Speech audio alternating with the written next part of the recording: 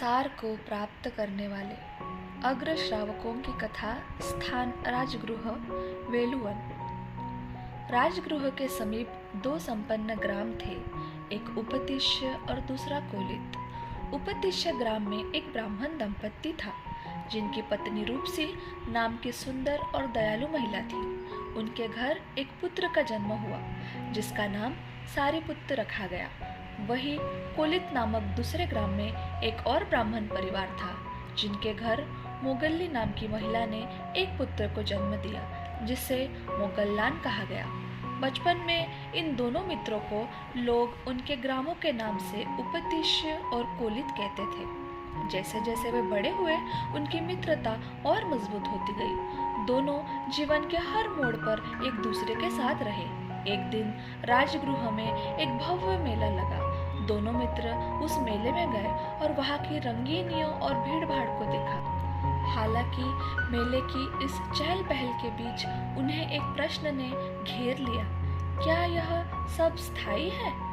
क्या यह संसार हमेशा यूं ही रहेगा? इस प्रश्न के कारण दोनों के मन में वैराग्य जाग उठा। संसार की असारता का अनुभव करते हुए दोनों ने घर छोड़ दिया और ज्ञान की खोज में निकल पड़े। ज्ञान की तलाश में भटकते हुए दोनों संजय नामक परिव्राजक के पास पहुंचे और उसके शिष्य बन गए। उन्होंने संजय के साथ रहकर ज्ञान प्राप्त करने का प्रयास किया, लेकिन उन्हें संतोष नहीं मिला। वे दोनों तय करते हैं कि जो भी पहले ज्ञान प्राप्त करेगा, वह दूसरे को भी मार्ग दिखाएगा। एक दिन सारीपुत्र ने अश्वजित नामक एक भिक्षु को देखा। अश्वजित शांत, संयमित और गंभीर थे, जो अपने आप में एक अलग आभा समेटे हुए थे। सारीपुत्र उनके पीछे पीछे चलने लगा और उनसे उनका गुरु और धर्म के बारे में जानना चाहा। अश्वजित ने बताया कि उनके गुरु महाश्रमण शाक्य कुलोत्पन्न तथागत बुद्ध है।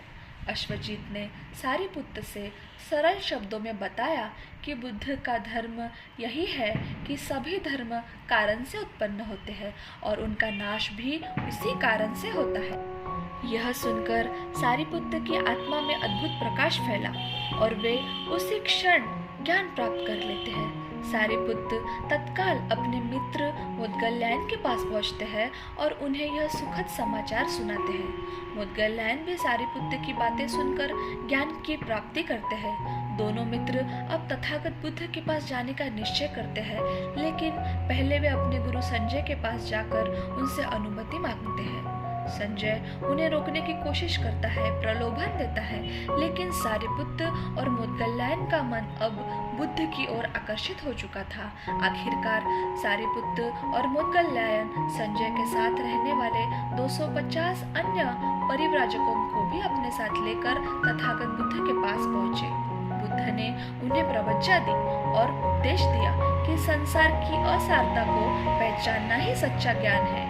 सारीपुत्र और मोदगल्यायन ने अपने पिछले अनुभवों के बारे में बताया और बुद्ध ने उन्हें यह सिखाया कि जो असार को सार और सार को असार समझता है, वह सत्य को प्राप्त नहीं कर पाता। तथागत ने उस समय यह गाथाएं कही।